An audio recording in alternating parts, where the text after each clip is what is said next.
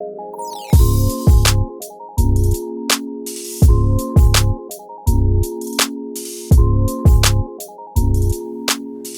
to this week's Thrill of Driving podcast. Now, the boss is out of town, so we've indulged in a bit of remodeling of the office. We've got the two-couch setup this time. This is the Thrill of Driving podcast. I'm Atish Mishra at Watesh all over social media. With me, we've got our bike specialist, Abhishek at AbhiB. Hashtag for the thrill of riding as well. Hashtag for the thrill of riding.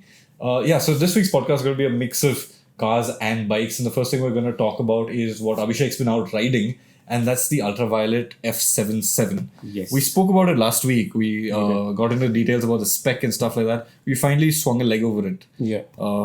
Very, very visibly swung a leg over it. Yeah. If you, yeah. What's it like? Yeah, let's just plug in the video here. If you haven't seen the video, please do. You'll find the link somewhere here on Atish's head. To begin with, super agile. The platform is there right now. They have got the basics right. Okay. There were a lot of teething issues. For example, the batteries conked off. The bikes died we barely could do even one lap of the whole MMRT circuit. But the basics are there already. Okay. So it's a good, well-packaged motorcycle. It's a very well-packaged motorcycle, and it's unbelievably, it's made in India. They've done it so well. It looks good too, huh? It looks brilliant, and in the flesh it looks even better. I've heard people saying that it's big and it's very bulky, but in the flesh it's just brilliant. Yeah. Very desirable. Okay, talk to me about the acceleration. Everyone goes on and on about the electric instant torque. Yeah. Is it apparent on the ultraviolet? It is apparent, but being again, these were pre-production bikes, so we could not test the insane mode as they call it. What is insane mode? Insane mode is the all-out mode. It's unhinged. You can go all out in it. Obviously, the battery. So the other modes have less power? They haven't mentioned, but you can control the torque on the insane mode. Right. On other modes, you cannot. It's in however they mapped it, it's going to be the same. Okay. So we rode it in sport mode throughout the ride, which was barely 12 minutes long. Yeah. The power delivery, it's there up to 80. It's very quick. Okay. And you can see that on paper. It takes about, I think, 3 seconds to get to 60, but from there to get to 100, it takes another 4 seconds. But that's the nature of electric drivetrains. They have very quick initial acceleration, but then it tapers off. We've seen that with Teslas as well. They're really good at short drags, but then longer drags they tend to lose out. And it's not slow as in slow, and I think it's the only made in India electric bike that can go further at 100 kmph. So I did with my weight, I could do 130. What's your weight? I'm 85. 85 kg. Yeah, so I could do 130 on the main straight before braking at C2, which is really, really good for a bike that weighs in about 158 kg, and the battery is not big. Okay, so coming to batteries, talk to me about the batteries. What sort of range, what sort of charging times do you get? Yeah, so we spoke to the MD and CEO, and the MD and CTO both are very young chaps, Narayan and Neeraj. So what they have done is they've outsourced the batteries, but they've packaged them in India, and apparently they're the most dense on earth right now. They're barely 4.2 kilowatt per hour, the battery sizes. Okay. But still, it's doing a range of 150. Still, it's getting to 147 kmph tops. Still, it can do 100 kmph in 7 seconds. And how does the whole mechanism work? I was looking at some pictures online. What, you click a button? Yeah, so right now, even the switchgear was not final. So what they had done temporarily was, this is, I think, from the KTM, the new 390, the switchgear. Right. Okay. So the inputs are very different. They're going to have a switch cube. Okay. Same like as on the 390, it was not there as of now. So what they had done, you just had to press the starter switch twice and the lid would open, revealing the 3 modules of batteries. It just opens out and you can take out the 3 batteries. Take out the batteries, put it on a pod and charge it. Right. And then can you just plug in the bike directly to a port? You can, There are both the options available. And also there's a fast charger that you can carry around. It just weighs 2 kg. Okay. And you get range of up to 80% in 50 minutes flat. Right. And that's what you carry on your back or something. That's great. Right. So that's local EV news, the new ultraviolet. It's still a while away, isn't it? When is it coming? It's going to be delivered. The first bike is going to be delivered in 2020, October. It's still 1 year. It's still a year away. And as he says, there are still teething issues, but hopefully they will fix this over the next year. And we should get a solid product when it does launch. Speaking of futuristic EVs, there was another cool one from the LA Motor Show. Now this one actually set social media on fire. It's the Tesla Cybertruck. Now, if you've seen pictures of it, if you're watching on YouTube, you'll see pictures of it right now. It looks very, very strange. Insane. Yeah. What a design. Good or no? Not good. Very cool. I mean, I'm not quite sold on it. Space age. I think it's more retro. Yeah? It reminded me of the DeLoreans and the DMC and stuff like that. But I don't know, man. I mean, Elon Musk has these wild ideas, but I don't know how much of it we'll actually see in the flesh. I don't think it'll reach production in this form. Don't know. Yeah, because I mean, it was a concept very visibly. It didn't have indicators. It didn't have headlights, which are apparently legal in the US. It doesn't meet some regulations the way it's designed right now. So I'm not sure if it'll remain in that form exactly when it goes into production. But yeah, it's interesting from Tesla. Very interesting. Also, I heard it's bulletproof. They claim that it's armored, but then there was a slight fail at the launch because they were trying to demonstrate the shatterproof glass, and this guy chucked a big metal ball at the glass, and instead of the ball bouncing off, which was probably what it was supposed to do, the glass shattered. Fine, fair play to them. It didn't go through the glass; it shattered and fell down. But that happened twice. They tried twice, and both times the glass shattered. Elon Musk obviously laughed it off.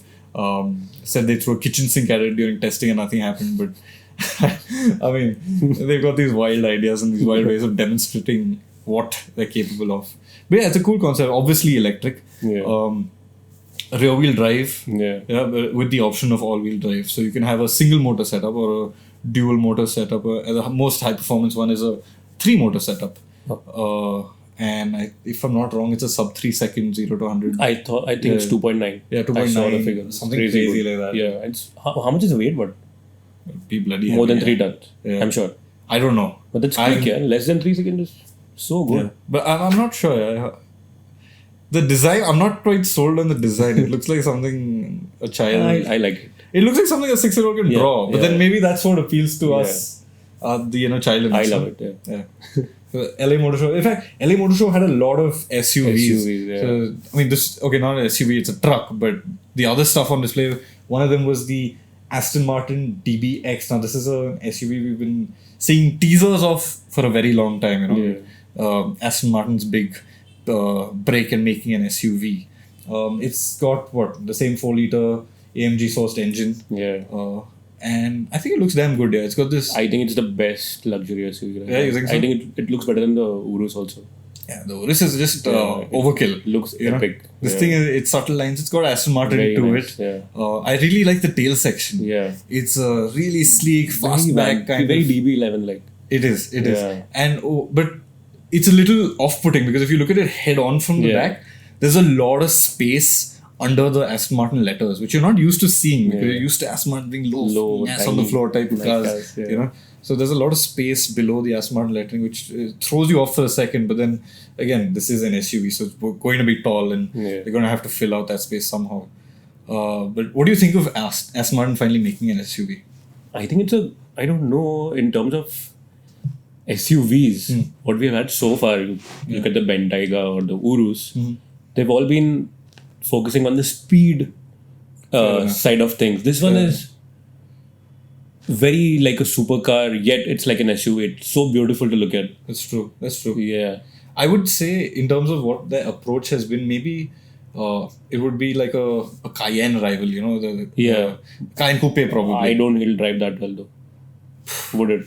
Let's see. Let's find out. We're gonna have they've actually done a lot. They want to make it handle well. So they've got like different rate air suspensions. They've got 48 volt electrical architecture, which is obviously, and they've hooked it up to anti-roll bars. So these active anti-roll bars obviously help with cornering. They've obviously tuned the suspension. I mean, when a brand like Aston Martin shifts significantly from say a sports car to an SUV, they want to try and retain that sports car DNA. So they're going to engineer it to handle well. I would hope at least. After the Brexit, I don't think they're in a very good shape, and this has to work. And I think it will. It's going to do for them, I hope, what the Cayenne did for Porsche. And if you look at Aston Martin's plan for what they expect to bring over the next few years, I think they've got the coolest lineup of upcoming models. So they've got the Valkyrie coming. They've got the son of Valkyrie, or what they call the Vulcan. Was it called the Vulcan? Yeah, it's called the Vulcan.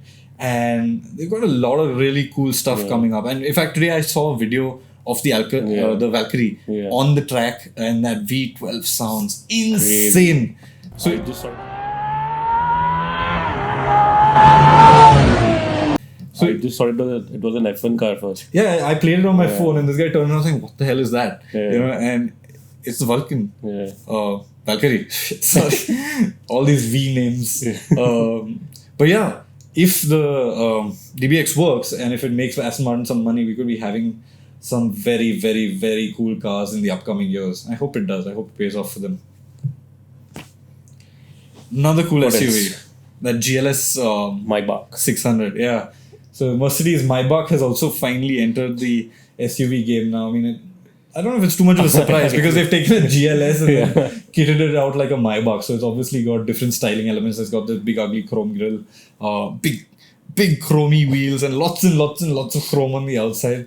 I'm not too sold on the design. We are too young for it. I think it's not for us. Probably. Yeah. It's a bit blingy, bit too rounded off and too regal maybe. It's got a very estate-like shape. At least to my eye, it looked like an estate if you look at it from the rear third quarter. Fair enough. Yeah. Yeah. But it's the general GLS shape, and it's been just chromified a lot, you know, and not sold. But then if you look at the inside, it's bloody gorgeous. You know, proper business class kind of seats. You can spec it, the rear bench, as a 4-seater or a 5-seater. Okay. I would think you're an idiot if you spec it as a 5-seater. I mean, you want that lounge kind of feeling. At Rear bench is a 4-seater? Is it? No, I'm saying you can spec it as a 4 or a 5-seater. In all?